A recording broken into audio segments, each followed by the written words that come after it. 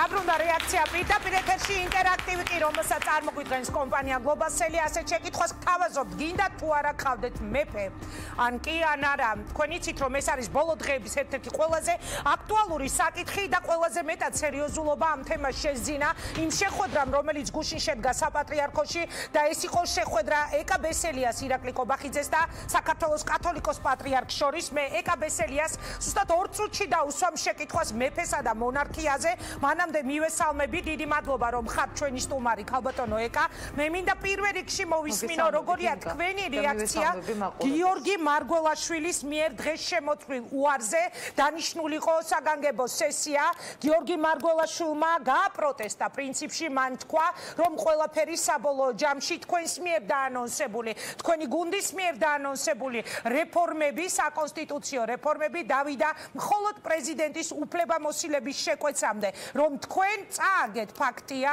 ეს უკვე აღარა მარგველაშვილის ნათქვამი უკვე მე ჩემ შეკითხვასაც ჩაურთავ აქვე ომი საკუთარ მაჟორიტარებთან რა სიტყვით ამ ყველაფერზე პირველ რიგში მარგველაშვილზე თქვენი პასუხი მოგესალმებით ინგა მივესალმებით თქვენს მაყურებელს მადლობა მოწვევისთვის და ჩართვისთვის რაც შეეხება თქვენს პირველ კითხვას, დიახ, მე ვფიქრობ, რომ ეს არის ძალიან არასერიოზული ქმედება, როდესაც რიგგარეშე სხდომის მოწვევის თაობაზე ბევრად უფრო ადრე იყო გადაწყვეტილება მიღებული პოლიტიკურ დონეზე და იყო საჭირო პრეზიდენტის მხრიდან ამ პროცედურული საკითხის მისთვის გადაცემული დელეგირების ფარგლებში გადაწყვეტილების მიღება ამ დროს ეს უარი მე არ მემეჩვევ ეს არის სერიოზული დამოკიდებულება რაც შეეხება მის შეფასებას ის კიდევ უფრო მძიმედ არის აღქმული იმიტომ რომ ეს ძალიან დიდი ცვლილება დიდი კონსტიტუციური რეფორმა არ დაიყვანება იმ შეფასებამდე რასაც აკეთებს პრეზიდენტი ეს არ არის ის რეფორმა რომელიც პრეზიდენტის უფლებამოსილების შეკვეცას უდრის და აქტუალობის ნიშნის დასმა არის ძალიან არასამართლიანი ეს არის ის რეფორმა რომელიც ქვეყანაში ძალიან ძლიერ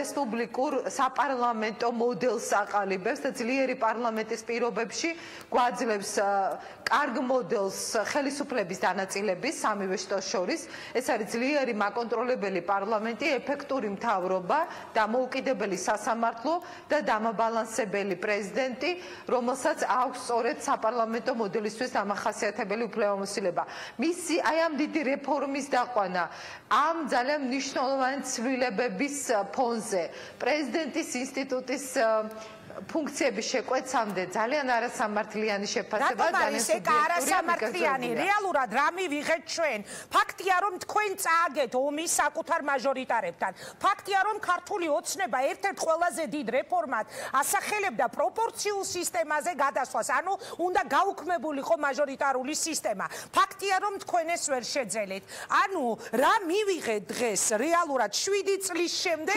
გასახორციელებელი რაღაცა ცვლილებები ანუ მარგველაშვილი არის მართალი არ არის მართალი და არ არის იმიტომ მართალი რომ ჩვენ მივიღეთ ძალიან მნიშვნელოვანი და მივიღებთ მნიშვნელოვან პრინციპულ და პოლიტიკურ გადაწყვეტილებას რომ საარჩევნო სისტემა უნდა შეიცვალოს და ეს იქნება შემდეგ ეტაპზე ამისთვის იმ ნაბიჯისთვის იმ გადაწყვეტილებისთვის რომ ეს სისტემა შეიცვალოს და არა შემდეგი არამედ იმის შემდეგი 2024 წლის არჩევნები ჩატარდეს პროპორციული სისტემით საჭიროა კომპრომისი ეს კომპრომისი საჭიროა შიგნით გუნდშიც და საჭიროა გარეთ ჩვენ ვცდილობთ ამ კომპრომისის მიღწევას და ეს არის ერთი დიდი ნაბიჯი თუმცა აქ არის კომპლექსი გადაწყვეტილებების მათ შორის ჩვენ საუბრობთ ბარიერის დაწევაზე მათ შორის ჩვენ საუბრობთ გადასანაწილებელი მანდატების სამართლიანი განაწილების ფორმულაზე ეს არის ის კომპრომისები და ეს არის ის ცვლილებები რომელიც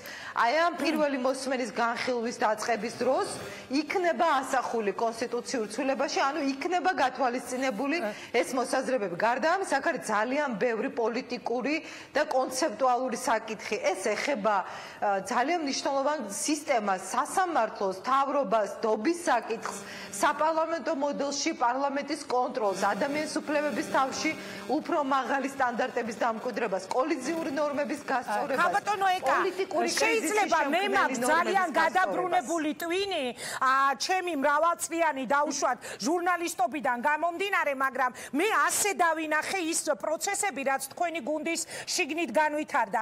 ანუ თქვენ გევაჭრებიან თქვენივე მაჟორიტარები, რომ წააგებთ არჩევნებსაც, რომ ვერ გაიტანთ, არ გეყოფათ მათი ხმები იმ დანარჩენი ცვლილებების მისაღებად, თუ არ გაუგორებთ თქვენივე მაჟორიტარებს და თუ არ დატოვებთ მათ ისევ ძველი ფუნქციებით. აი, ჩემმა ტვინმა ასე აღიქვა ეს პროცესი. ინგა როგორი მძაფრი შეფასებები იყო. მაგრამ მოდით აი ამ მწვავე კითხვას და უპასუხებდე ასე პირდაპირ და ძალიან გულწრფელად. დიახ, გუნდში არის განსხვავებული მოსაზრება საარჩევნო სისტემასთან დაკავშირებით. არა ის რომ არჩევნებს ვერ მოვიგებ და არა ის რომ შიშია, არა, ეს არ არის საერთო დღის წესრიგში, არ არის ეს გადაწყვეტილების მიღების რაიმე წინაპირობა, აქ საუბარია იმაზე, რომ ჭირდება კონსენსუსი იმისთვის, რომ ეს დიდი კონსტიტუციური რეფორმა მივიღოთ. გუნდში არის ორი აზრი. გარკვეული ჯგუფი მიიჩნევს, რომ მაჟორიტარული სისტემა არ არის უსამართლო სისტემა, ეს არის 73 დეპუტატი მაჟორიტარი ხარ. დიახ. და არის დიახ ბევრი დეპუტატი, რომელიც ამბობს, რომ მიაჩნია, რომ ეს სისტემა არ არის უარსაყოფელი. ამიტომ კონსენსუსის მიღწევის გარეშე შეუძლებელი, რა თქმა უნდა, შეუძლებელია კონსტიტუციური უმრავლესობის პირობებშიც კი გადაწყვეტილებამდე მისვლა. ამიტომ მოხდა ესეთი შეთანხმება ბოლო შეხვედრაზე, რომ შემდეგი არჩევნები ჩავატაროთ შერეული სისტემით და შემდეგ გადავიდეთ პროპორციულ. კარგი, ეკა, მე მინდა გთხოვო ტელეფონი იქნება ვინმეს გადააწოდოთ, თუ არ შეწუხდებით, იმიტომ რომ რაღაც ტექნიკური ხარვეზით მოდის თქვენი ხმა და მე დაგისვავთ ეხლა შემდეგ შეკითხვას. კითხვა, რომელზეც ძალიან ბევრი პასუხი მოვისმინეთ, მაგრამ დღემდე არის ძალიან აქტუალური განსაკუთრებით სოციალურ ქსელში. რა სიტყვით ბიძინა ივანიშვილის ჯანმრთელობასთან დაკავშირებით, ბოლო 2 თუ 3 დღეა ამ თემამ მოიცვა მთელი სოციალური ქსელი. თქვენ თუ გქონიათ მასთან კონტაქტი ამ დღეებში? შემიძლია გითხრათ, რომ ის თავს კარგად გრძნობს, მქონდა მასთან კომუნიკაცია და შემიძლია დაგიდასტუროთ, რომ კარგად გრძნობს თავს და ეს საკითხი მე მგონი საერთოდ აღარ უნდა იყოს განხილული. დიახ, საქართველოში. კარგით, ეკა, მაშინ გადავიდეთ ახლა გუშინდელ შეხვედრაზე. აი, მაშინ, როდესაც თქვენ საკონსტიტუციო ცვლილებებზე გვესაუბრებით, ამდენი ხანია და თვეებია უკვე მთელი საქართველო მოიცვა საკონსტიტუციო ციებ-ცხელებამ, უცებ წინა პლანზე გამოდის თემა კონსტიტუციური მონარქია და მეფე. მე მაინტერესებს, რამდენად შეგიძლიათ მოგვიყვეთ თქვენი შეხვედრის შესახებ, გუშინდელი შეხვედრის შესახებ კათოლიკოს პატრიარქთან. თქვენ მართლა სერიოზულად წარმოგიდგენიათ ამ თემის განხილვა და მართლა სერიოზულად დაგეგმეთ ასეთი რამ პატრიარქთან საუბრისას, რომ შეიძლება ჩვენს ქვეყანას ერთ მშვენიერ დღეს ყავდეს მეფე.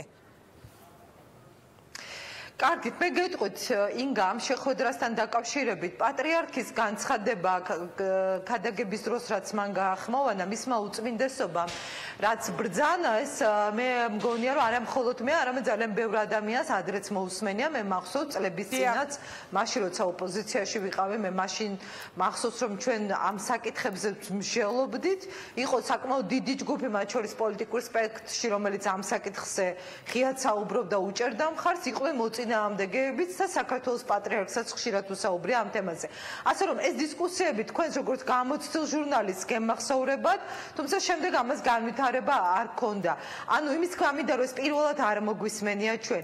ამ განცხადებას მოყვა ის, რომ ჩვენს კითხეს აზრი უთხარით, რომ საინტერესო იდეაა, რატომ არ შეიძლება ამ იდეაზე საზოგადოებამ დისკუსია გამართოს, იმჟელოს საქართველოს პატრიარქი შემთხვევით არასოდეს არაფერს არ ამბობს, მით უფრო ამ ფორმატში და ასეთი პირდაპირი განცხადებით, ამიტომ მისი ასეთი შემოთავაზება, რომ ამ თემაზე იფიქროს ერმა საზოგადოებამ ქვეყანა მომავალში, ეს არის იდეა, რომელსაც შეიძლება ფიქრი, მსჯელობა, განჟა, დისკუსიები. მე მოყვა ამას თითქოს ეს უკავშირდებოდა პირდაპირ კონსტიტუციურ ცვლილებებს.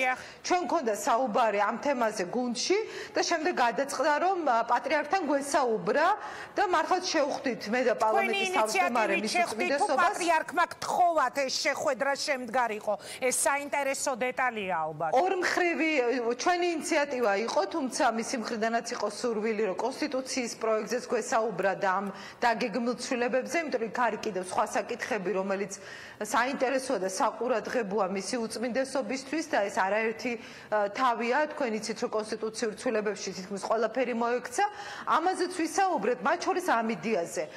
პრემიერ-მინისტრმაც გააკეთა ძალიან საინტერესო და კარგი განცხადება და შემდეგ ჩვენ ვთქვით, რომ ეს არის დამოუკიდებელი პროცესი, რეფორმას ეხლა კონსტიტუციურ ცვლილებებს ეს არ უკავშირდება, მაგრამ ამ თემაზე რომ შეოლობა გაგრძელდეს და საზოგადოებამ თავისი აზრი გამოხატოს და ძალიან კარგია რომ თქვენ ამ გადაცემას უთმობთ ამ თემას და გამოჩნდება განწყობები და ნახავთ რომ საკმაოდ ბევრი ადამიანი ამ იდეას მიიჩნევს ღირებულად, არიან მოწინააღმდეგეებიც, მაგრამ ჩვენ შეგვიძლია ამ თემაზე გავაგრძელოთ დისკუსიას, არამედ მე თქვენი პირადი აზრი მაინტერესებს. მე სიმპათიურად უყურებ ამ იდეას, სულაც არ მექილიკება და არ ოხუნჯობ, როცა ამ თემაზე ვსაუბრობ. იმ ქვეყნებს, სადაც აქვს მონარქია და კონსტიტუციური მონარქია, მართალი ხო უწყვეტი ხაზი აქვს, ხა დიდი ბრიტანეთი არის გენიალური მაგალითი პარლამენტარიზმის, დემოკრატიის, მონარქიის და ასე შემდეგ. შვედეთი, ესპანეთი, ბევრი ქვეყანა შეგვიძლია გავიხსენოთ. ყველგან არის პოლიტიკური სტაბილურობა და ამ სისტემას ეს სპეციფიკა აქვს, რომ განსაკუთრებით დამაბალანსებელ ფუნქციას ასრულებს. თუმცა იმ ქვეყნებს არ აქვს ესეთი წყვეტა, როგორი ჩვენ, მიუხედავად იმისა, რომ საქართველოს ისე ვერ იტანს ქართული ოცნება პრეზიდენტს, რომ ოღონდ არ იყოს პრეზიდენტის ინსტიტუტი და მზადხართ ყავდეს მეფე. არა, პრეზიდენტი ეს პრეზიდენტი ხო ეხა მარადიულად ვერ იქნება, ისე როგორც არც ერთ ჩვენთაგანი მარადიულად არ ვიქნებით. ხო, მაგრამ რა შეჭირდება დღეს მეფე მარადიული, ასე შთამომავლობიდან შთამომავლობ. მე გეტყვით, რატომ გეკითხებით, ეკა. აი მაგალითად თქვენმა ოპონენტებმა, მაგალითად ეხლა ანონსშიც ქონდა ჩასმული გიგი უგულავა ამბობს, რომ ქვეყანა, რომლის ბიუჯეტი პენსიონერებს და ღატაკებს და უმწეო ადამიანებს ვერ წვდება, ეხლა ამ ბიუჯეტიდან კიდე თანხების აკუმულირება უნდა მოვახდინოთ, რომ შევინახოთ მეფის ოჯახი და სამეფო კარი. ეს ლოგიკურია ეს კითხვა. არის ეს ერთ-ერთი თემა, მაგრამ სხვათა შორის, აი იგივე დიდ ბრიტანეთში იყო ერთი პერიოდი დისკუსია სამეფო ოჯახს, დედოფლის სასახლეს და მის კარს ძალიან დიდი ფინანსური ხარჯი აქვს, მაგრამ მეორე მხრივ რო დაითვალეს, გადათვალეს, გადაიყვანეს ეს ფინანსურ ციფრებში და ამ საკითხს გარდა პოლიტიკური, კულტურული, აქვს ტურისტული ძალიან ბევრი დატვირთვა და რამდენად ბევრი სხვა ფაქტორთან ერთად, აი ამ თემაზეც რო იყო იმ ქვეყანაში დისკუსია, მე მახსოვს მათ შორის ბრიტანელების გამოკითხვაც და მოსაზრებებიც, რომ ბევრად მეტი შემოსავალი მოქონდა ქვეყნისთვის ამას, ვიდრე ის ხარჯები, რომელიც ბიუჯეტიდან შესდიოდა. პატრიარქისგან რომ არ წამოსულიყო ეს იდეა, აიტაცებდით თუ არა ეკა. პატრიარქისგან რომ არ წამოსულიყო თქო ეს იდეა, სერიოზულად განხილვის თემად იქცეოდა ეს თქვენი გუნდის შიგნით? შესაძლებელია, არ ვიცი, შეიძლება ძალიან ბევრ ადამიანს აქვს ამ თემის მიმართ მზაობა, რომ ამ დისკუსია დღესვე დაეწყო, მაგრამ პატრიარქის განცხადება იყო მაინც განსაკუთრებული მოცემულობა, იმიტომ რომ მისი უწმინდესობის გახმოვანებული ასეთი იდეები და შეთავაზებები ყოველთვის აღიქმება ჩვენგან, როგორც ძალიან სერიოზული და მნიშვნელოვანი საკითხი. პატრიარქთან დაკავშირებით მე მინდა მოგვიანებით ერთი კითხვა დაგისვათ მანამდე. დაგოთახმა ჩვენ სხვა ხო, აი კონკრეტული პიროვნების შესახებ გესაუბრათ მისი უწმინდესობა? არა. არა, რა თქმა უნდა, მან ბრძანა, რომ ეს არის მომავლის იდეა, რომ ამ საკითხს ჭირდება მომზადება. მან პატარა უფლის სულზე საუბრობდა იგი თავის დროზე. ანუ აი ამაზე ხო არ უსაუბრია, რომელიც დღეს 7 წლის ამ შეხვედრაზე არ უსაუბრია. ჩვენ როდესაც საუბრეთ პარლამენტის თავმჯდომარემ აუხსნა პროცესი რეფორმის როგორ მიდის და ასე შემდეგ ჩვენ ვისაუბრეთ ამ საკითხზე და ის დაგვეთანხმა რომ დიახ საზოგადოებას ჭირდება მეტი ინფორმაცია რა ინსტიტუტია რა შინაარსია რა მოაქვს ამ ყველაფერს რა სპეციფიკა ახასიათებს და მან თქვა რომ აუცილებელია რომ ამას დისკუსია გაიხსნას რომ კარგად დავინახოთ ეს დეტალები და ეს არის მომავლის იდეა გასაგებია კი ბატონო ბიძინა ივანიშვილის მოსაზრება ხომ არ იცით მეფის შესახებ როგორია, იმიტომ რომ თქვენ წეგანმე თავადვე შემახსენეთ რომ ეს არ იყო გუშინ წამოჭრილი იდეა, ანუ წლების წინაც, როცა თქვენ უკვე ჯერ კიდევ ოპოზიციაში იყავით, იქიდან მოყოლებული იყო ხო ამაზე საუბარი პერიოდულობით. ხომ არ იცით როგორია ივანიშვილის პოზიცია, იმასთან დაკავშირებით უნდა ყავდეს თუ არა ქვეყანას მეფე? გულწრფელად გითხრათ, მე ამ საკითხზე არ მქონია საუბარი და არ მომისმენია მისი აზრი, არ ვიცი, ძალიან საინტერესო იქნებოდა და თუმცა არ ვიცი, ჩემი ინტუიციამ კარნახობს, რომ არ მგონია რომ რაღაც ისეთი წინააღმდეგი იყოს, არ ვიცი, ვერ ვიტყვი, არ ვიცი, მაგრამ ინტუიციურად საუბრობ, საინტერესო იქნებოდა, თუმცა კიდევ ერთხელ ამბობ, გუნდშიც არის დადებითიც და უარყოფითი პოზიციების განსხვავებული მოსაზრება, ეს ბუნებრივი ხა არ არის მარტივი თემა.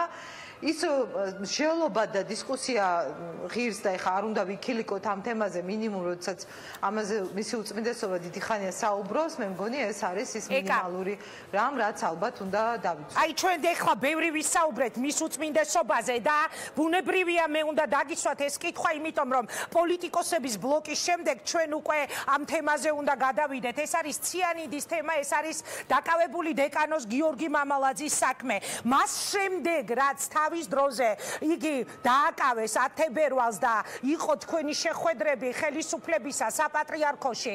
თქვენ გქონდათ თუ არა რაიმე საუბრები ამ თემაზე პატრიარქთან? გაქვთ თუ არა რაიმე დამატებითი ინფორმაცია, ისეთი რაც არ ვიცი ჩვენ და კიდევ ბარემ აქვე რომ არ შეგაწყვეტინოთ.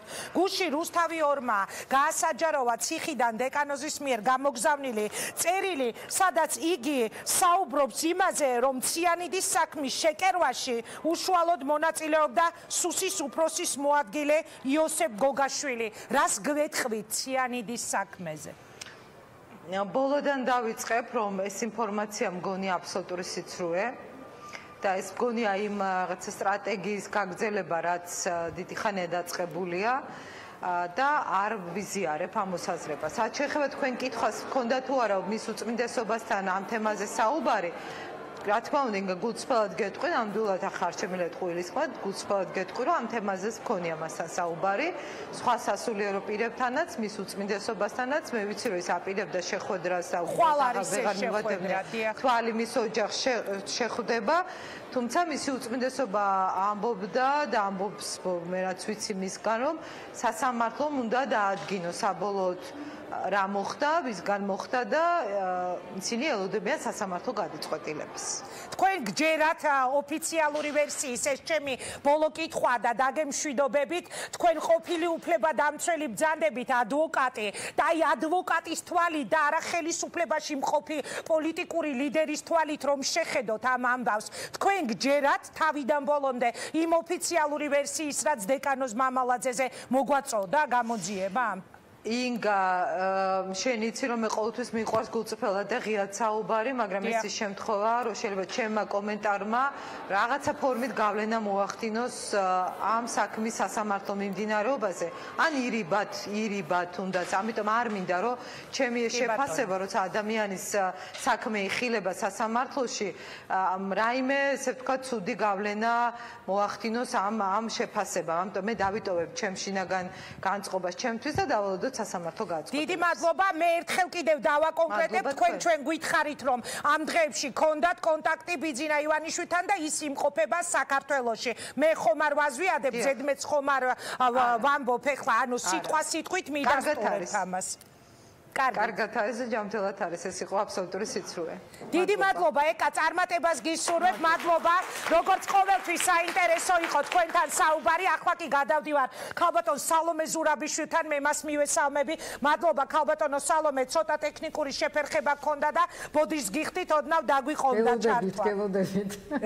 მოდი დავიწყოთ თქვენთან საუბარი, ზუსტად იმ კითხვებზე მინდა თქვენი პასუხების მოსმენა, რასაც ახლა მე ვუსვამდი ეკა ბესელიას. ეს არის პრეზიდენტის თემა, ეს არის ჩავარდნილი მაჟორიტარების თემა, ეს არის ციანიდის თემა და ეს არის მონარქიის თემა. პირველი დღის მთავარი თემა. პრეზიდენტმა თქვა, რომ იგი არ აწერს ხელს, არ ნიშნავს საგანგებო სესიას. მან თქვა, რომ რეალურად მთელი საკონსტიტუციო რეფორმები დავიდა მხოლოდ იქამდე, რომ პრეზიდენტის უფლებამოსილების შეკვეცა მოხდეს. როგორია თქვენი რეაქცია მარგველაშვილის ამ უარზე? მე მგონი საკმაოდ აბსურდული რეაქცია არის. რადგან სწორედ პრეზიდენტის არჩევნების თემა, რომელიც მე სხვათა შორის ვუჭერდი და ვუჭერ მხარს საყოველთაო არჩევანს პრეზიდენტის, მაგრამ დღეს უკვე გადაიდო ერთი საპრეზიდენტო ვადით, ანუ დღევანდელ კონსტიტუციაში ეს პრობლემა ასე მწვავედ აღარ დგას და ძალიან ბევრი სხვა რამე არის ამ კონსტიტუციაში, რომელიც არანაკლებად მნიშვნელოვანი არის. თუნდაც ჩემთვის, როგორც მომხრე საპრეზიდენტო საყოველთაო არჩევნების, როგორიც არის მაგალითად უცხოეთში მყოფი ქართველებისთვის მოქალაქეობის მინიჭება. არ შეიძლება რომ პრეზიდენტი, რომელიც თავს თვლის როგორც კონსტიტუციის გარანტორად, როგორც ადამიანის უფლებების და ყველა მოქალაქეების უფლებების დაცვის გარანტორად, გამოვიდეს მხოლოდ თავისი პირადი ინტერესებიდან გამომდინარე, ან თავისი ხედვიდან, იმიტომ შეიძლება მას აღარ ეხება რა მოხდება ორ მანდატში, მაგრამ ეს არის თავისი ხედვა და არ არის ეს ხედვა გაზიარებული. მე თვითონაც ვაღიარებ, რომ ძალიან ბევრი ადამიანები, ვისაც ჯერა, რომ საპარლამენტო სისტემა უნდა იყოს კლასიკური სისტემა, იმათ ჯერათ, რომ უნდა იყოს შემდეგ უნდა გადავიდეთ ამ ახალ ფორმატზე არაპირდაპირი არჩევანის. მე ისიც ვთქვი სხვათა შორის ერთ-ერთ ბოლო განხილვაზე კონსტიტუციის და სანამ ეს ატყდებოდა დღევანდელი აჟიოტაჟი, რომ გამართლებული იქნებოდა ეს არასაყოველთაო არჩევანი პრეზიდენტის, თუ კი ჩვენ გადავდივართ იმ სიმბოლურ პრეზიდენტობაზე, რომელიც მერე ხელს უხსნის კონსტიტუციურ მონარქიას. ეს არის ერთ-ერთი თემა, რომელიც გავაჟღერეთ და არ იყო ეს დაკავშირებული დღევანდელ კონსტიტუციურ მონარქიას, ქალბატონო სალომე. შეგიძლიათ ამიხსნათ რატომ? რაში გვჭირდება მონარქი? აი ჩვენს რეალობაში. ოპოზიცია მე ძალიან დიდი ხანია ამ თემაზე ვფიქრობ. არ მგონია რომ ეს თემა იყოს აქტუალური. ახლა დღეს ჩვენ ვღებულობთ ახალ კონსტიტუციას და აქ არის ძალიან ბევრი თემები და სხვათა შორის ერთი, რომელიც არ მინდა რომ დამავიწყდეს და არის ორპალატიანობა, რომელზედაც თვით ვენეციის კომისიამაც თავისი მოსაზრება გამოთქვა. ძალიან ბევრი რამე არის ამ კონსტიტუციაში და ეს არ არის დღევანდელი აქტუალური თემა და მე მგონი ამაზე არავინ არ ამბობს რომ ეს არის დღევანდელი აქტუალური თემა. მაგრამ როგორც კონცეფცია, მე მგონი ძალიან მნიშვნელოვანი არის რომ ჩვენ გავიაზროთ რომელი სისტემა სამომავლოდ იქნება ყველაზე უფრო სტაბილური და ყველაზე უფრო შესატყვისი ქართული ხასიათისა.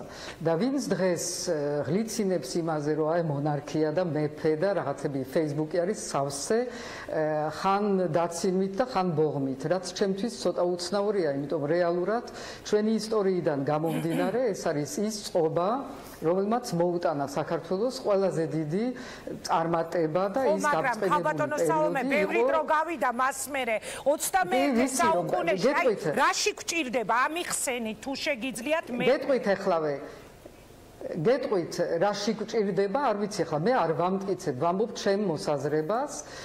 ჯერითი 9-7 ქვეყანა ევროპაში, ძველი ქვეყნებიდან, რომელიც არიან დღეს ძალიან წარმატებულნი, არიან კონსტიტუციური მონარქიები და ძალიან წარმატებულად.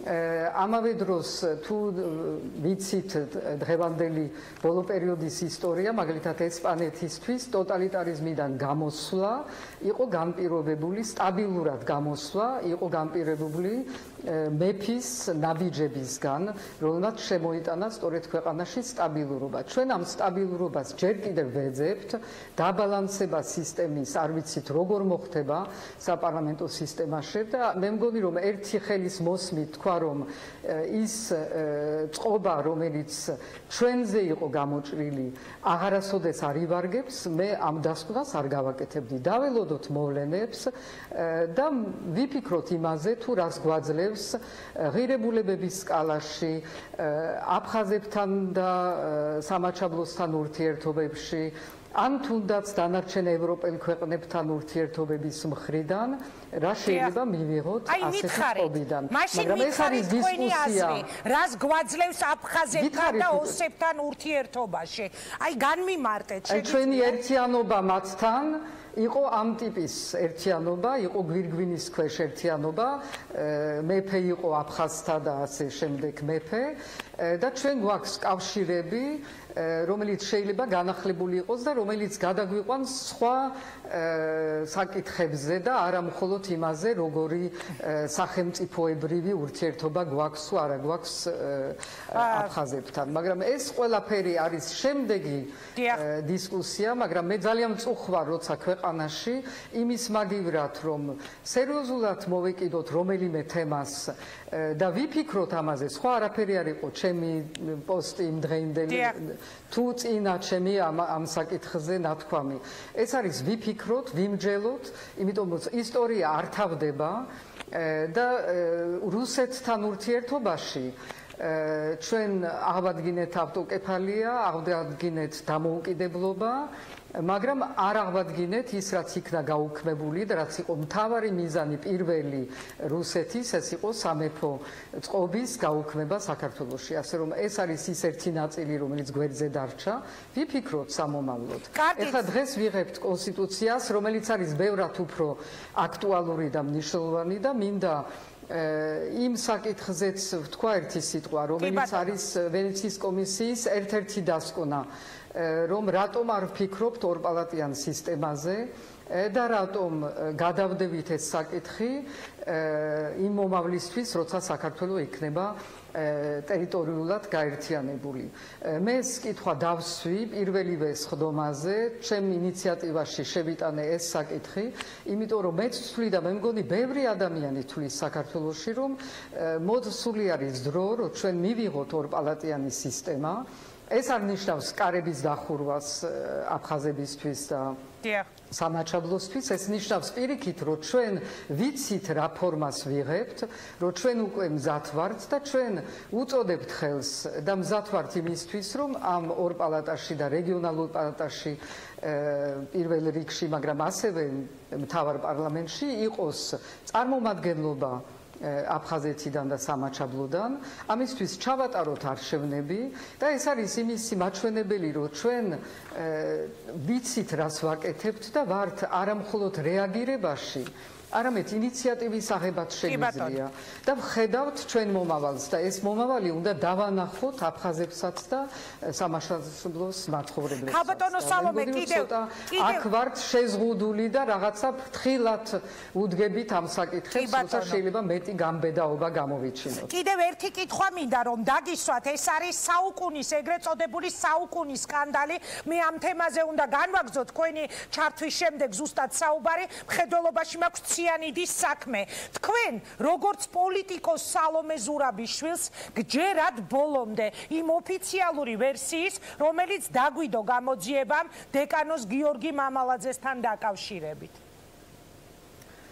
მე არ ვიცი, ბოლომდე არა ვარ გარკვეული, მართალი რო გითხრათ.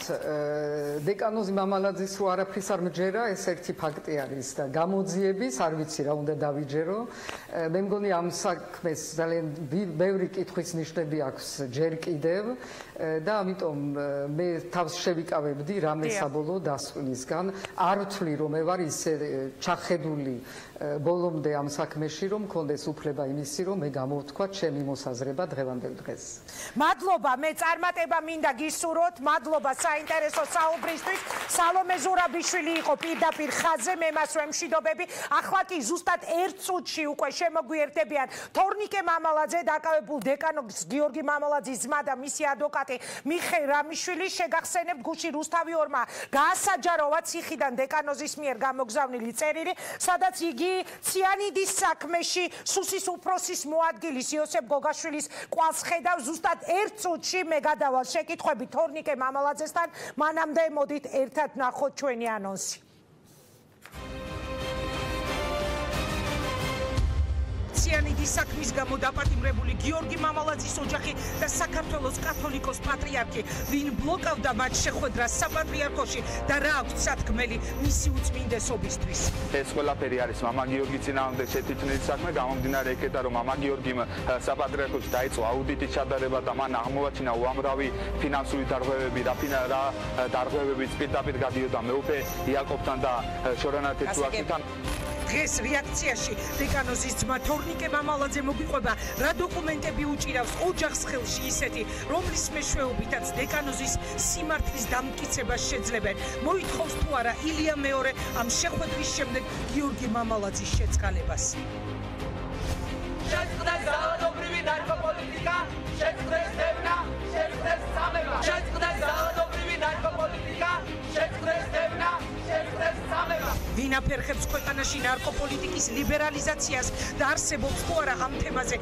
ერთიანი პოზიცია მმართველ გუნდში მამაკაცებში იწვევს ტესტოსტერონისა და სპერმატოზოიდების როგორც ხალისობრივ ისე რაოდენობის შემცირებას და გასრულდება იმპოტენციით და უნაყოფობი ხელისუფლების ერთი ნაწილი თავს ნარკოპოლიტიკის ლიბერალიზაციაზე მიღებული გადაწყვეტილებით იწონებს მეორე კი აპროტესტებს თუ 70 გრამით ყოველდღე ადამიანი დადის ქუჩაში ეს მომხმარებელია თუ ბარიგა აღარ მინდა ჩემ ბავშვობაში როცა ნარკომანი თითისაჩვენებელი კაი ბიჭი იყო ის დღე დაბრუნდეს მოხმარების გამო ადამიანებს არ იჭერდნენ რა არის ამაში გაუგებარი არც კულტივაციის გამო დღეს რეაქციაში დებატებით გირჩი ზურაბ ჯაფარიძე ოცნება გიგაბუკია რატომ გაისმა ოცნებიდან განცხადებები მარიხუანასა და იმპოტენციაზე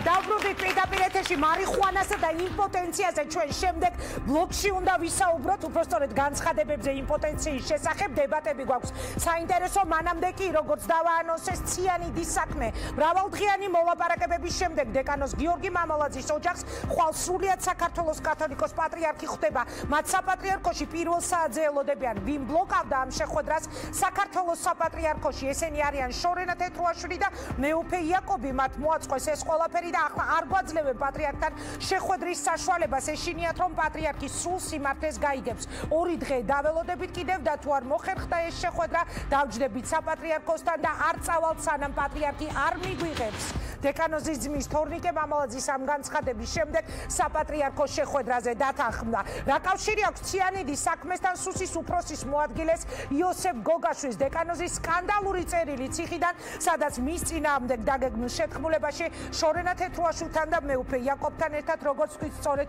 იოსებ გოგაშვილს ადანაშაულებს რა აქვს სათქმელი მის უწმინდესობასთან მისი უწმინდესობისთვის უпростоრედ ამას ჩვენ უშუალოდ თორნიკე მამალაძისგან გავარკვევთ და ასევე ჩვენთან ერთადაა დეკანოზის ადვოკატი მიხეილ რამიშვილი მე მივესალმებით ჩვენ სტუმრებს პირველ რიგში შეკითხვები მინდა დაუსვა თორნიკე მამალაძეს ძალიან დიდი მადლობა რომ მიიღებთ თორნიკე გადაცემაში მონაწილეობას ანუ გადაწყვეტილება საბოლოოა ხვალ პირველ საათზე თქვენ ხვდებით ქვეყნის კათოლიკოს პატრიარქს მოგესალმებით ბატონო და მივესალმებით თქვენს ტელემაყურებელს როგორც დამიკავშირდნენ მითხრენ ხვალისთვის პირველი საათისთვის შეხვედრა დაიგეგმა ასე ძალიან ბევრჯერ დამირეკეს და მითხრეს ბევრჯერ დაგეგმეს მაგრამ სამწუხაროდ ჩვენ და სამწუხაროდ ბევრჯერ გადაიდო აქედან გამომდინარე სანამ პატრიარქს უშუალოდ პატრიარქთან არ შევარ ისევ და ისევ რისკის ქვეშ დგას ეს შეხვედრა ვინ დაგიკავშირდათ შეგიძლიათ გითხრათ ვინ გითხრათ რომ პატრიარქი გელოდებათ ხვალ პირველ საათზე საპატრიარქოს ადმინისტრაციიდან დამიკავშირდნენ ამჯერად და მითხრეს რომ პატრიარქი მზად არის იმ განცხადების შემდეგ დამიკავშირდეს როდესაც მე განვაცხადე თუ უწმინდესთან შეხვედრას არ დაგეგმავენ ჩამოვართ საპატრიარქოსგან მამაოს მცირეწლოვან შვილებთან ერთად და ამის შემდეგ დაგვიკავშირდეთ და ამის შემდეგ გვითხრენ უკვე კონკრეტულად დრო და თარიღი რატო ვერ მოხერხდა ამ დრომდე შეხვედრა მე გისმენდით გუშინ დიანა ტრაპაიძესთან თქვენი პირდაპირი ჩართვა როდესაც იყო ძირითადად აი რა იყო წინააღმდეგობის მიზეზი ვისგან იყო ეს წინააღმდეგობა და რა ტიპის წინააღმდეგობას აწყდებოდით, რომ 10 თებერვლიდან მოყოლებული ოჯახი ითხოვდა მის უწმინდესობასთან შეხვედრას და თქვენ ამის საშუალება ამ წუთამდე ჯერ არ მოგცემია. დიახ, მოგესალმებათ მამა გიორგიმ, როდესაც დაიწყო აუდიტის ჩატარება და რის გამოც მამა გიორგი დღესდღეობით უსამართლოდ ციხეში ჩასვეს, ამ აუდიტის ჩატარების შემდეგ მან აღმოაჩინა უამრავი დარღვევა, რაც პირდაპირ შორენა თეთრუაშვილთან და მეუფე იაკობთან გადიოდა და ამ ორი ადამიანის უდანაშაულო მძევალი არის დღესდღეობით მამა გიორგი. აქედან გამომდინარე, ამ ორ ადამიანს არ უნდა და სურვილი არ აწყობთ, ასე რომ ვთქვათ, პატრიარქთან პირველ რიგში ადვოკატების შესვლაც, ამიტომ დაიბლოკა, რადგანაც ადვოკატები იურიდიულად სრულ ჭეშმარიტებას მოახსენდნენ განსხვავებით პროკურატურისგან, რომლებმაც სრულ ინფორმაციით პატრიარქს თავბრუ, ასე რომ ვთქვათ, თავბრუ დაუხვეს. აქედან გამომდინარე, ეს ორი ადამიანი არის, რომლებიც დღემდე აფერხებდა ჩვენს შეხვედრას უწმინდესთან, რადგან მათ ეშინიათ იმ სიმართლის, რა სიმართლეც დღეს მამა გიორგი მიცის და ამიტომაც არის სრულიად იზოლირებული დეკანოზი გიორგი, ამიტომაც არის სრულიად დახურული სასამართლოს ხტომები, რადგანაც არ სურთ და ეშინიათ პირდაპირ ამ ორ ადამიანს, მეუფე იაკობს და შორენა თეთრუაშვილს, რადგანაც მათი ბინძური საქმეები საპატრიარქოში და მათი, ასე რომ ვთქვათ, ფულადი მახინაციები მამა გიორგისგან და ჩვენსგან, რომ არ მოვახსენოთ ჩვენ უწმინდეს და უნეტარეს და საზოგადოებამ ეს ყველაფერი რო არ გაიგოს. თორნიკე, შეგიძლიათ უფრო დეტალურად უამბოთ ჩვენს მაყურებელს, ხელთ რა საბუთები გიჭირავთ ისეთი, რაზე დაყნობითაც თქვენ დარწმუნებული ხართ, რომ პატრიარქს მიაწვდით დეკანოზის სიმართლეს და გასაგებია დაუშვათ ცნობილი არაერთი განცხადება მე მომისმენია შორენა თეთრუაშვილთან დაკავშირებით დეკანოზის და თეთრუაშვილის ურთიერთობის, მაგრამ მეუფე იაკობი რატომ უნდა ყოფილიყო დაინტერესებული დაუშვათ მისი ციხეში წასვლით? მე პირადად ხელთ არანაირი საბუთი არ მიჭირავს, მაგრამ ეს საბუთები არსებობს, ეს საბუთები მამა გიორგის მიწის სადაც არის. მოგეხსენებათ, მამა გიორგი ამ სამსახურში დიდი დროის განმავლობაში მუშაობდა და პატრიარქის ლოცვა-კურთხევით დაიწყო მან ამ სამსახურში კვლევები. ეს საბუთები არსებობს, ეს საბუთები არის მამა გიორგის შენახული აქვს ეს საბუთები და მანიცის, ამიტომაც ითხოვს ის სასამართლო იყოს ღია, რადგანაც სასამართლოზე მოხდება ემპიროვნებების დასახელება, ვიზეც გადის ეს ყველაფერი, ეს საქმე ვიზეც გადის, გინდ სახელმწიფოს მაღალჩინოსნებისგან, გინდ საპატრიარქოს წარმომადგენლებთან. აქედან გამომდინარე, მე პირადად არანაირი საბუთი ხელთ არ მიჭირავს, მაგრამ დამერწმუნოთ, ეს ყველაფერი მამა გიორგის უჭირავს, რადგანაც მან მრავალი დროის განმავლობაში ამ საქმეზე მუშაობდა და მრავალი მტკიცებულება მოიპოვა, რაც უშუალოდ ბინძურ საქმეს შეეხება და რაც ფულის გათეთრებას შეეხება. აქედან გამომდინარე, გამოდიოდნენ და პირიქით მამა გიორგის აბრალებდნენ, ვითომაც მამა გიორგი ააპირებდა ფულის გათეთრებას. მოგეხსენებათ, ქარჩავამ განაცხადა ესეთი განცხადება, ვითომაც მამა გიორგი 50 მილიონის გათეთრებას აპირებდა, რასაც ელემენტარულად დამამტკიცებელი საბუთი წარმოადგენდა. ამის საპირისპიროდ ჩვენმა ადვოკატებმა სრულიად საქართველოს კათოლიკოს პატრიარქის ხელმოწერილი მინდობილობა წარადგინა და თითეული კაპიკი რაზეც უნდა გახარჯულიყო. აქედან გამომდინარე, ჩვენ ვაპირებთ ზუსტად პატრიარქთან იმ თემების და იმ სიმართლის მოხსენებას, რა სიმართლეც ჩვენ დარწმუნებული ვართ, რომ პატრიარქი არ ფლობს ამ სიმართლეს და გვექნება ამ თემებთან საუბარი. თორნიკე, რა მოხდება იმ შემთხვევაში, თუ უეცრად ხვალინდელი შეხვედრა ჩაიშლება? თუ ასეთი სერიოზული ინტერესი იყო დღემდე, რომ არ მომხდარიყო, არ შემდგარიყო ეს შეხვედრა? შეხვედრა ჩემი აზრით აღარ ჩაიშლება, იმიტომ რომ უკვე ცნობილი არის ვინც გვიშლიდა და უკვე ვეღარ გაბედავენ ჩემი აზრით ამ ყველაფრის ჩაშლას. აქედან გამომდინარე, თუ კი ეს ასე მოხდება, ჩვენი განცხადება ზალაში არის, რომ ჩამოვართ დავდგებით მანამ სანამ არ მიგვიღებენ. ეს როგორც მამა მიქაელ ბოტკოველმა განაცხადა, ეს ჩვენ სრული კათოლიკოს პატრიარქის მიმართებაში არ გვითქვამს, რადგანაც კათოლიკოს პატრიარქი ჩვენ არ გვიგრძალავს მასთან შეესვლას.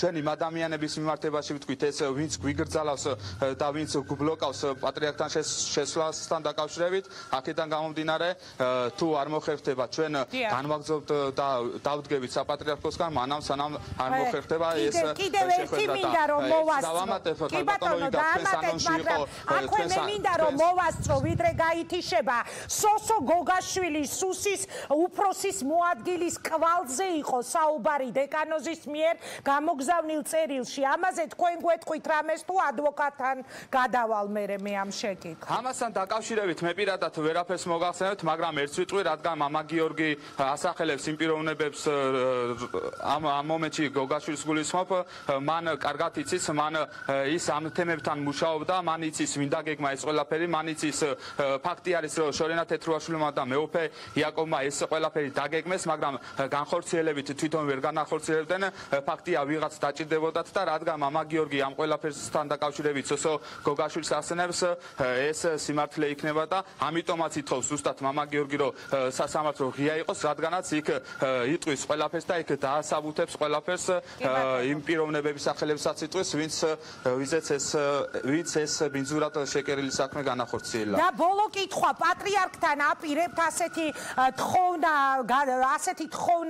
გააქვთ დაგეგმილი რომ მას თხოვოთ უпроსწორეთ რომ შეიწყალოს პირადად პატრიარქმა დეკანოზი და ამ გზით მოხდეს მისი გათავისუფლება ჩვენ თავიდანვე ვიძახდით და ეხლაც ვიძახით რომ მამა გიორგი არის უდანაშაულო მამა გიორგის არავის შეწყალება არ ჭირდება გამომდინარე იქიდან რომ ის უსამართლოდ ის ციხეში მის მხარეს არის სიმართლე აქედან გამომდინარე ჩვენ არც თვით უწმინდეს და უნეტარეს ამასთან დაკავშირებით 1%-ითაც არ ვთხოვთ იმიტომ რომ შეწყალება ჭირდება იმ ადამიანს ვინც დანაშაული ჩადინა აქედან გამომდინარე მამა გიორგისთან დაკავშირებით ამ თემაზე საუბარი პატრიარქთან არ გვექნება, რადგანაც მას შეწყალება გასაგებია, ანუ გაითიშა პირდაპირ ჩართვა თორნიკე მამალაძემ თქვა რომ მამა გიორგის შეწყალებასთან დაკავშირებით ოჯახი არაპირებს საუბარს ალბათ ხვალინდელი შეხვედრის შემდეგ TV პირველის მაყურებელს უკვე ექნება საშუალება ვეჭოფეს ის დრო არის პირველი საათი როდესაც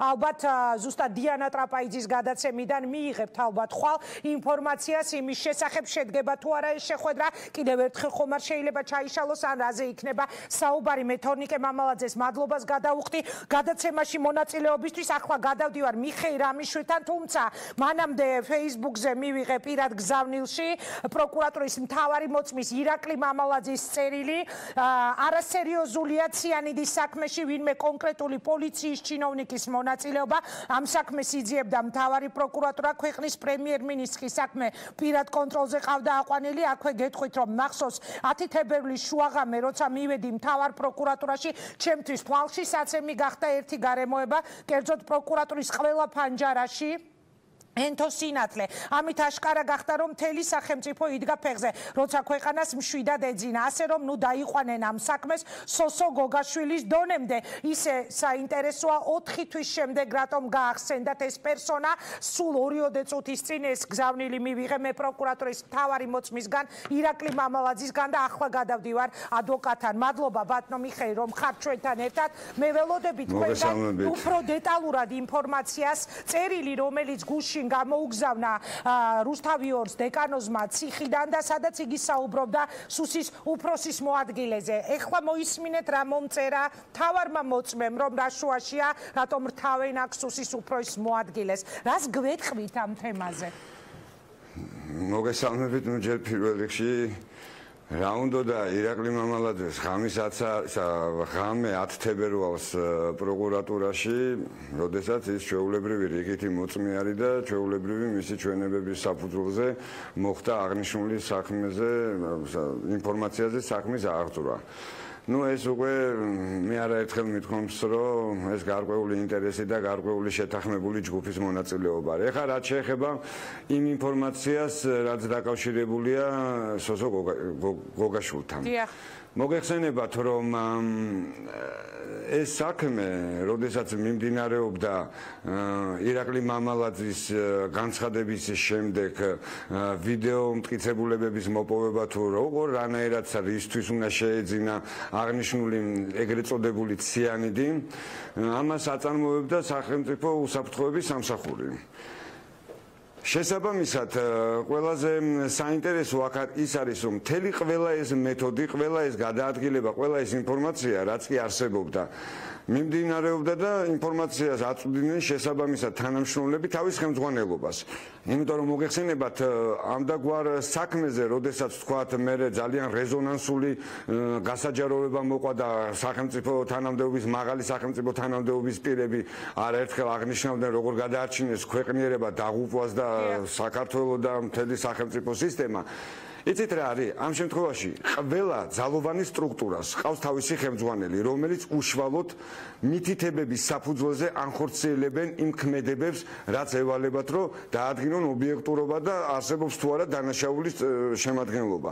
ჩემთვის ძალიან საინტერესოა, როდესაც ვიდეო მტკიცებულებებით, რომელსაც სახელმწიფო უშიშროების სამსახური ანხორციელებდა, არ დასტურდება არანაირი ციანიდის გადაცემა. როდესაც სახელმწიფო უსაფრთხოების სამსახურის მიერ თვალთვალის მიყურადების თელი სატელეფონო ქსელის კონტროლის ქვეშ ვერ ადასტურებენ თუ სად მოხდა, ვისგან მოხდა შესყიდვა, როდესაც მამა გიორგის არათუ აკავებენ, იტაცებენ აეროპორტიდან, საერთაშორისო აეროპორტიდან, თბილისის საერთაშორისო აეროპორტიდან, როდესაც ადამიანი ჯერ დაკავებული არ არის და რამდენიმე საათით გერმანიაში გადაფრინდა და იქ ანზურ ჩუბინიძე აღმოჩნდა და ამ ყველაფრის შემდეგ 9 საათის არაერთხელ თქმულა რომ 9 საათის დაგვიანების შემდეგ მოხდა ამ ჩემოდნის ჩანთის შემოწმება. ეს ცნობილია ეს დეტალები ბატონო. მე მაინტერესებს რატომ მაინც და მაინც სუსის უფროსის მოადგილე. აი ეს რა კვალია აქ, აი როდესაც პირდაპირ მისი სახელის და გვარის ხსენება ხდება, როდესაც მაგალითად ეხლა დაკავებული დეკანოზის ძმა პირდაპირ ეთერში გვიყვება, რომ დაინტერესებული პირები თუნდაც იმისი რომ არ გაირკვევს სიმართლე არიან შორენა თეთრუაშვილი და მეუფე იაკობი და აქვე უცებ ჩნდება ახალი ფიგურანტი ამ შემთხვევაში სახელით და გვარით იოსებ გოგაშვილი. ეს რა სამკუთხედია თუ რა კავშირია? იქნებ უფრო დეტალურად. კი ბატონო, სამკუთხედი არის შემდეგი. ის რისი განხორციელებაც უნდათ, რისი გადაწყვეტილებაც უნდათ, ამას სჭირდებოდა შესრულება. დიახაც სოსო გოგაშვილის ხელშეწყობით, სოსო გოგაშვილი, რომელიც საქმის ყურში იყო თუ რა უნდა განხორციელებული და როგორ უნდა განხორციელებულიყო, დიახაც მაგათი მითითებით მოხდა ციანიდის ჩადება იმ ჩანთაში, რომელიც ჩანთაც შეამოწმეს 9 საათის შემდეგ. ეს იცით რაზე არის მიმანიშნებელი, რომ კი მესმის ეხლა რომ ამ შემთხვევაში მტკიცებულებები მხოლოდ და მხოლოდ რაღაცა იყურით მოთხრეული არის და რაღაცა გარკვეულწილად შეთითხნილი არის სცენარი, როცა დაიწერა, ამაზე არაერთხელ თქმულა.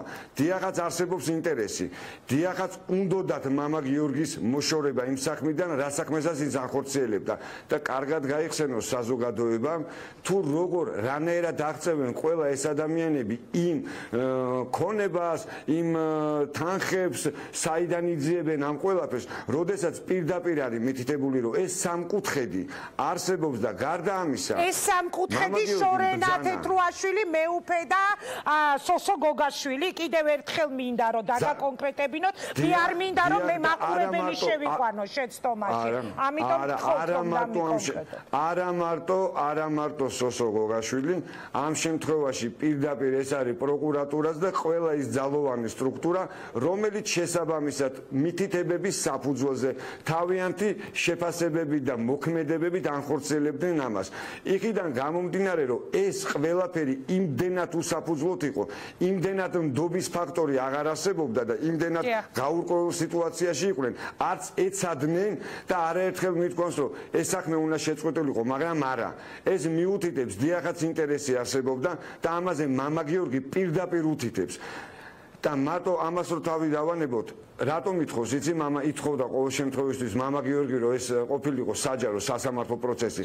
ის მას აქვს ძალიან დიდი ინფორმაცია და ძალიან ბევრ რაღაცაზე შეუძლია ისაუბროს. აპირებს ის სასამართლო პროცესებზე, აი ეს გვარები, ეს სახელები, მათ შორის დაუშვათ ეს ახლა დასახელებული უკვე გუშინდელი წერილის შემდეგ სოსო გოგაშვილი და სხვების ესეთი კონკრეტული სახელები და გვარები თქვას სასამართლოს ხდომაზე. დახურულზე ან ღიაზე არ აქვს მნიშვნელობა.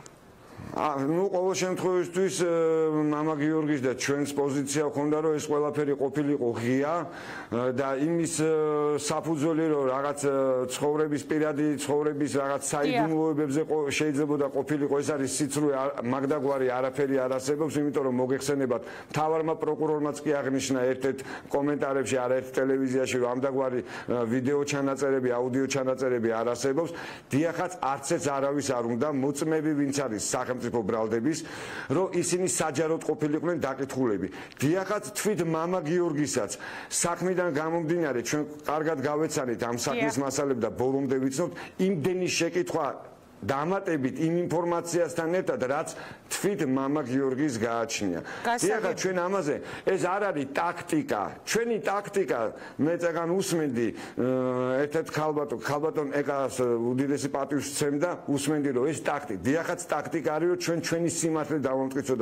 ჩვენი ტაქტიკა არის სიმართლე, მტკიცება რომ ეს არის ადამიანი უდანაშაულო და ჩვენ სიმართლეს არანაირი ტაქტიკა არ ჭირდება გარდა ერთისა. თქვენ იცით მედია როგორ მოყვებათ ნაბიჯ ფეხ მე პირადად ვეღარ ვითვლი ჩემი ეს მე რამდენი გადაცემა ციანიდის საქმეზე და ალბათ კიდევ რამდენს გავაკეთებ მედია მოყვებათ კვალ თითქმის ყველა მედია საშუალება ამიტომ ამ ბრძოლაში მარტო არ არის დაუშვათ თქვენი მხარე თუ თქვენ მზად ხართ რომ სიმართლე დაამტკიცოთ მე ასეთი კითხვა მინდა რომ დაგისვათ აი იგივე სუსის უფროსის მოადგილის თემაზე როდესაც უკვე გაკეთდა ასეთი ხაზგასმა პროკურატურას გამოძიებას ადვოკატებმა ან თავად დეკანოზმა დაკითხვისას ეს სახელი და გვარი დაუსახელა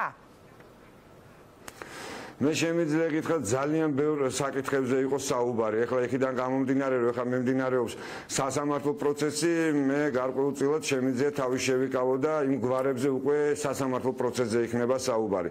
ძალიან ბევრი გვარები, ძალიან ბევრი ფაქტობრივი გარემოებები და ძალიან ბევრ საკითხებზე ქონდა პროკურატურასთან საუბარი მამა გიორგის. თქვენ მოგეხსენებათ ორი დაკითხვა მიმდინარეობდა და აბსოლუტურად რაც პირდაპირ საქმესთან იყო მიმართებით და მიმდინარეობდა მიუხედავად ამისა პროკურატურა ისეთ კითხვებს სვავდნენ და მე გამოდიოდნენ და იძახოდნენ რომ თითქოს და გარკვეულ კრიტიკულ შეკითხვებს და კითხვებს თავს არიდებს რომ ეს არ იყო ესე ის კითხვები აბსოლუტურად არანაირ შემხებლობაში არ იყო საქმესთან და პირიქით მამა გიორგი დეტალურად ყვებოდა თუ საიდან რის გამო შეიძლებოდა ეს ყველაფერი მომხდარიყო და კიდევ ერთი კითხვა და თუ შეიძლება დაგისვამთ ამ კითხვას და ეს იქნება დღეს ჩემი ბოლო კითხვა თქვენს მიმართ ანუ თქვენ ბძანეთ რომ ყველა სახელი და გვარი დასახელდება დეკანოზის მხრიდან ვის ჩართულობაზეც მას აქვს ინფორმაცია ამ ციანიდის სკანდალში ანუ ერთი მოვისმინეთ მის მიერ გამოგზავნილი წერილიდან სუსის უფროსის მოადგილის სახელი და გვარი ველოდოთ რომ კიდევ ასეთი ცნობილი სახელები და გვარები დასახელდება როგორც ამ საქმის თანამონაწილეების მაღალჩინოსნები დიახ ძალიან სერიოზულია ეს განცხადება. რამდენად მაღალი რანგის ჩინოვნიკების დასახელებას უნდა ველოდოთ? ну ეხლა რანგი შეაფასოს თვითონ ადამიანებმა და საზოგადოებამ. რანგი ჩემთვის ფასდება ვინ როგორ ანხორციელებს თავის საქმიანობას და ვინ რამდენად პირნათლად არა, მე გეტყვი გაკეთებ ამ რანგზე აქცენტს. რამდენადაც მაღალია რანგი, რამდენადაც მაღალი ჩინისაა პერსონა, რომლის სახელები და გვარები შეიძლება პერსონები დასახელდეს ამ საქმეში, იმდენად კითხვის ნიშნები გაჩნდება სახელმწიფოს რა დონეზე შეიძლებოდა მაშინ თუ არ იყო დანაშაული სახეზე ყოფილიყო დაგეგმილი ეს საქმე. ამიტომ ვუსვამ მე თავად ხას, რამდენად არის მოსალოდნელი რომ კიდევ სხვა მაღალი რანგის ჩინოვნიკების სახელები და გვარები მოვისმინოთ ამ საქმეში. მე გიდასტურებთ რომ იქნება ესეთ პირებზე საუბარი. მადლობა რანგის თანამდებობის პირებზე. მადლობა ბატონო მიხეილ, ხომ არ გაქვთ სურვილი რაიმე ახალი ინფორმაცია თუ გაქვთ დაამატოთ ეხლა პირდაპირ ეთერში და მე დაგემშვიდობებით ჩვენი გადაცემის შემდეგ ბლოგზე უნდა გადავიდე. მე შემიძლია მხოლოდ ერთი რამ დავამატო, რომ მე დარწმუნებული ვარ, რომ ყველაფერს თავისი სახელი დაერქმევა და მიუხედავად დიდი მცდელობისა, რომელიც მამა გიორგისგან მოდიოდა და მე არაერთხელ ბატონი ედიშერისთვისაც კი მithქვია, რომ ყველაფრის არიდება შეიძლებოდა, რომ ეს ყველაფერი არ ყოფილიყო ესეთი გასაჯაროვებული და ეს პრობლემები მოგვარებულიყო ისე, რომ უდანაშაულო ადამიანის არ გაეწირათ, ხო? რადგანაც ესე არ ხდება, ჩვენ როგორც ადვოკატები და დამცველები, ჩვენ ყველანაირად იმ პოზიციაზე ვდგევართ, რომ ერთხელ და სამუდამოდ ყველაფერს თავისი სახელი დაერქვეს და საქართველოში აღარ არსებობდეს ესე უდანაშაულოდ ადამიანების დაждის მეთოდი ვიღაცის ინტერესების გამო. მოკლედ ჩვენ მზად ვართ თქვენთან ღია თანამშრომლობისთვის და ყოველთვის ახალი ინფორმაციის მოსმენისთვის მზად ვართ. დაგითმოთ ღია ეთერი. ძალიან დიდი მადლობა რომ იყავით ჩვენთან ერთად. დეკანოზის ადვოკატი მიხეილ რამიშვილი საუბრობდა. მაშასე რამიშვილმა თქვა რომ სოსო გოგაშვილის გარდა მისი ინფორმაციით დეკანოზის მხრიდან დასახელდებიან სხვა მაღალი რანგის ჩინოვნიკებიც, სახელები და გვარები, რომლებიც ადვოკატის განცხადებით სავარაუდოდ იყვნენ ჩართული ამ საქმეში. რეკლამის შემდეგ კი რა კავშირშია მარიხუანა იმპოტენციასთან? რეაქციაში დებატები ზურაბ ჯაფარიძე, გიგა ბუკია, კობა ნაკაიძე, ოცნების ის დეპუტატი, რომელმაც სწორედ ეს თქვა, რომ მარიხუანა იმპოტენციას იწვევს და თეთრი ხმაურიდან ქეთა გაბუნია. არ გადართო ძალიან საინტერესო დისკუსია გვაქვს დაგეგმილი.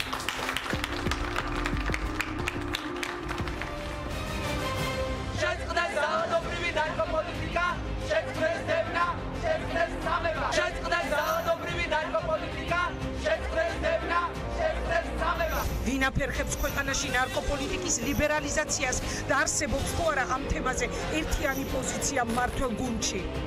მამაკაცებში იწვევს ტესტოსტერონისა და სპერმატოზოიდების როგორც ხალისობრივ ისე რაოდენობის შემცირებას და დასრულდება იმპოტენციით და უნაყოფობით. ხელისუფლების ერთი ნაწილი თავს ნარკოპოლიტიკის ლიბერალიზაციაზე მიღებული გადაწყვეტილებით იწონებს, მეორე კი აპროტესტებს. თუ 70 გრამით ყოველდღე ადამიანი დადის ქუჩაში, ეს მომხმარებელია თუ ბარიგა? აღარ მინდა ჩემ ბავშვობაში, როცა ნარკომანი თითისაჩვენებელი კაი ბიჭი იყო, ის დღე დაბრუნდეს.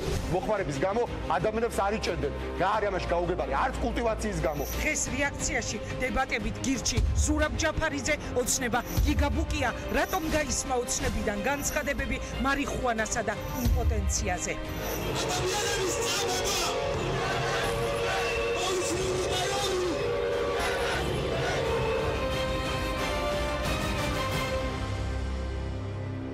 ივნისისთვის აქცია ჰიპერმარკეტ დომინოში. ლამინირებული იატაკი, კვადრატული მეტრი 15 ლარი და 50 თეთრიდან. იატაკის რბილი საფარი, კვადრატული მეტრი 10 ლარიდან. პარკეტის დაფა, კვადრატული მეტრი 65 ლარიდან. დომინო, ჩვენ